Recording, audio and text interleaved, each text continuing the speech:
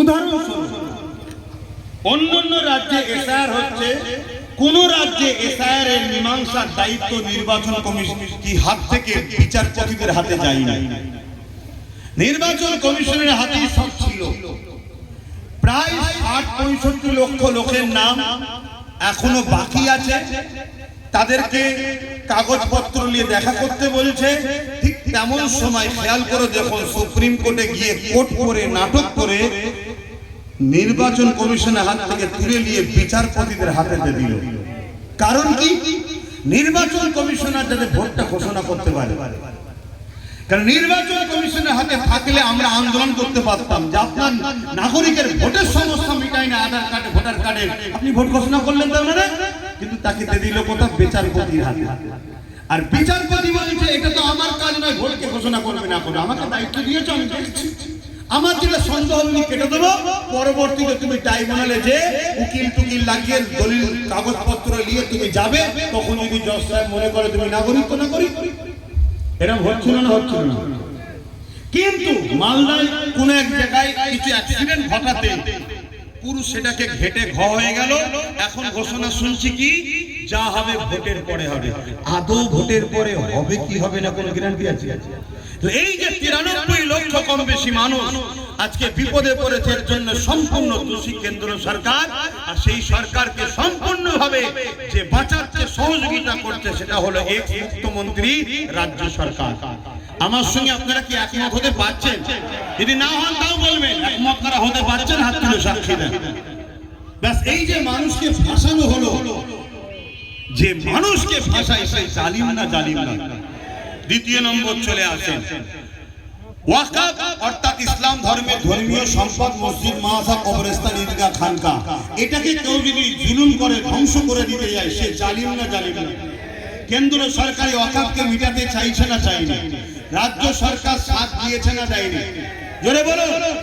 এরা দুজনই ওয়াকফের বন্ধু না দুশমন? জোরে বলো। দুশমন যে হবে আমার মসজিদ মাদ্রাসা, সে জালিম না জালিম না? এবারে চলে আসুন রাসূলুল্লাহর একটা হাদিস, এখানে আমার উলামা ভাইরাও রয়েছেন, রাগ না করে চশমা খুলে দিয়ে আসুন, কি ভুল হচ্ছে আপনার সিদ্দিকীর বুঝান, কিন্তু মনে রাখবেন বিপদে আমি আছি, আপনিও আছেন। আপনি ফুরফুরাওয়ালা হন, তবলিগওয়ালা হন, দেওবন্দিওয়ালা হন, বেরেলিওয়ালা হন, আর যে কোনো ওয়ালা হন, বিপদে কিন্তু আমি আপনি উভয় রয়েছি। কেন? কবরস্থান আপনার আমার, মসজিদ আপনার আমার, মাদ্রাসা আপনার আমার, সবটা টার্গেট।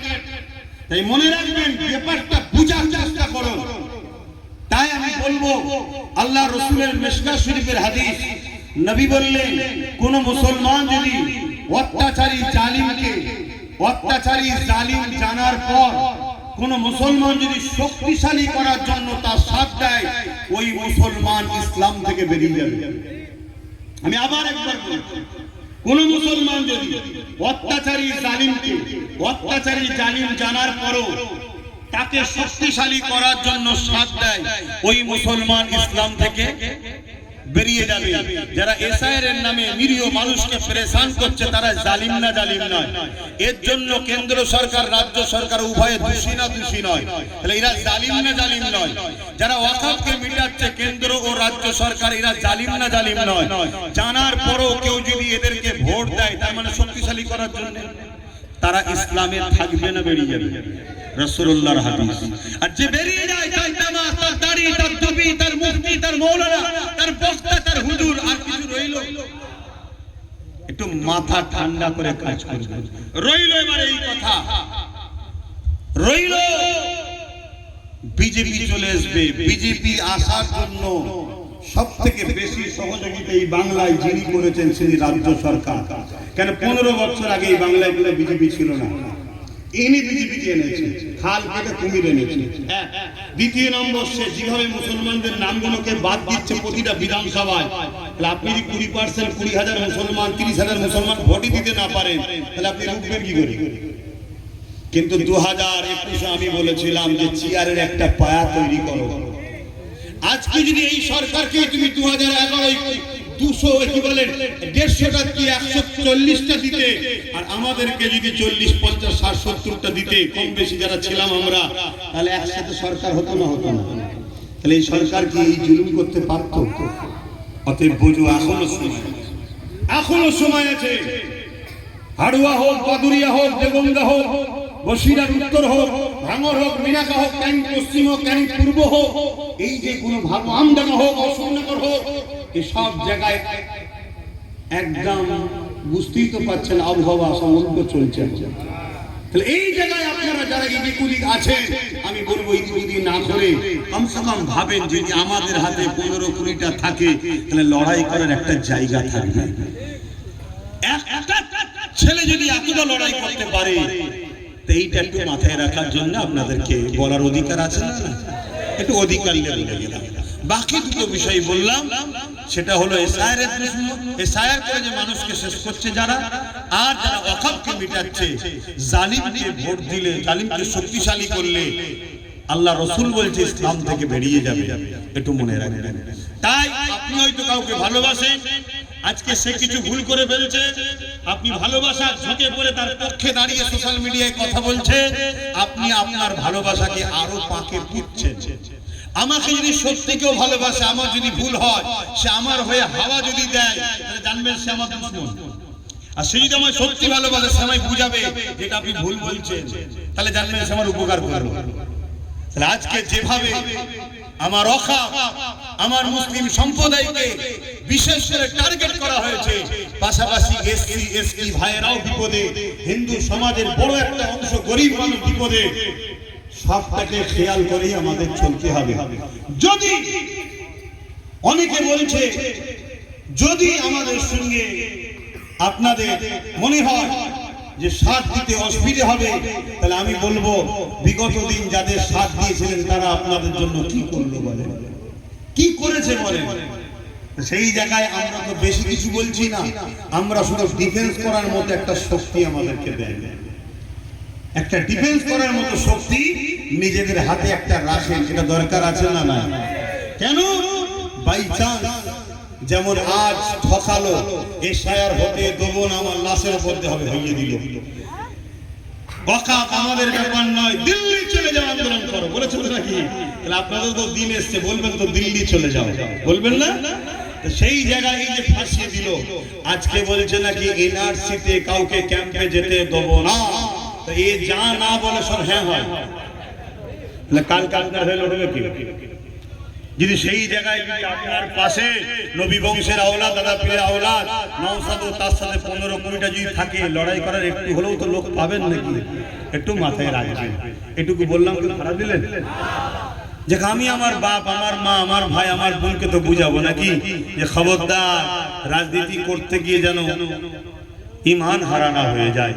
কেন এমন লোককে সাথ দেবেন না যে আপনার দিনের ক্ষতি করছে। হ্যাঁ, আমার কাছে দুটো অপশন এসছে, একটা মুসলমান, একটা হিন্দু। মুসলমান সুরাতে কিন্তু দিনের দুশ্মনের সঙ্গে হাত মিলিয়েছে, অমুসলিম কিন্তু দিনের দুশ্মন নয়, আমাদেরই লোকের সাথে হাত মিলিয়েছে। আমার কাছে এই অমুসলিম কোন জাত দেখবো না, এ আমার মসজিদের যদি উপকার নাও করে, ক্ষতি যখন করেন এর সাথ আমি দেবো। ও মুসলিম ছেলে মসজিদের যখন ক্ষতি করছে, ওর সাথ আমি দিতে পারবো না। কথা কিছু মাথায় ঢুকছে কেন? রাজনীতি আমি চাই না আমার মসজিদ নেতারা করে দিক, আমার মাদ্রাসা নেতারা করে দিক, ওর জন্য আমরা আছি না না, কিন্তু আমি এটা চাই আমার মসজিদ মাদ্রাসার ক্ষতি যেন করো না। তাই তো নাকি? তুমি রাজনীতি করছো, রাজনীতি করবে যাও, মানুষের রুটি শিক্ষা স্বাস্থ্যের কথা ভাবো, আমার মসজিদের নিয়ে তোমাকে ভাবতে হবে না, বিরোধীও করতে হবে।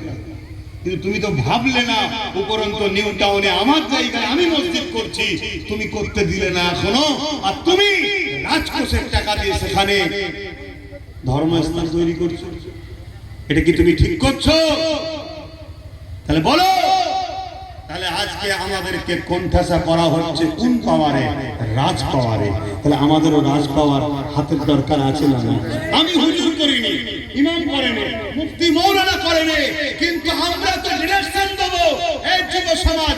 না, আমি পিছনে আছি না, না, যেমন দরকারি কারি হুজুর তোমার দেওঙ্গা থেকে দাঁড়িয়েছিল, দাদা হুজুরের খলিফা ছিলেন, কথা বুঝে আসছে, দুর্গাপুরি হুজুর দাঁড়িয়েছিলেন, দাদা হুজুরের খলিফা সম্ভবত ছিলেন।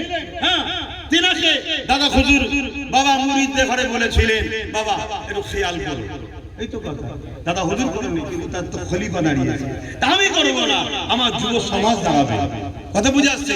আমার ভাইকে ডাইরেক্ট দিয়ে দিয়েছি, যা তুই যা, কেন আমি একটা অন্য জগতে চলে গেছি, তুই যা। কথা বুঝে আসছে না? নাই।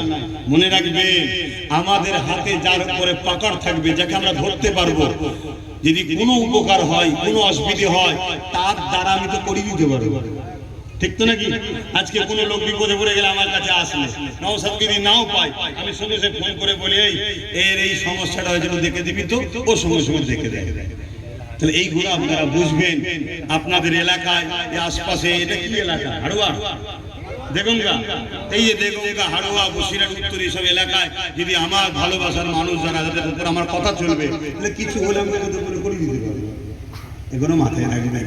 তো যাক, আগামী দিন হয়তো এই নাগরিকত্ব পেতে গেলে কি লড়াই হবে না হবে, সেই লড়াই তো করতে হবে। কেন 93 লক্ষ লোক তো চারটিখানি ব্যাপার নয়। আমি আগেও ছিলাম, আজও আছি। লড়াই যত বড় হোক করতে হবে, কিন্তু মনে করি প্রশাসন আমাদের সামনে বাধা হয়ে দাঁড়াবে, তাই তো নাকি? তো প্রশাসন যাদের কথা শুনবে, সেরকম কিছু লোক যদি আমাদের হাতে থাকে, তাহলে লড়াইটা খুব জোর হবে। এটা ভাবার যদি হয় ভাববে, না ভাবার আমি কি করতে পারি। সংক্ষেপ সময় অনেক কিছু বললাম।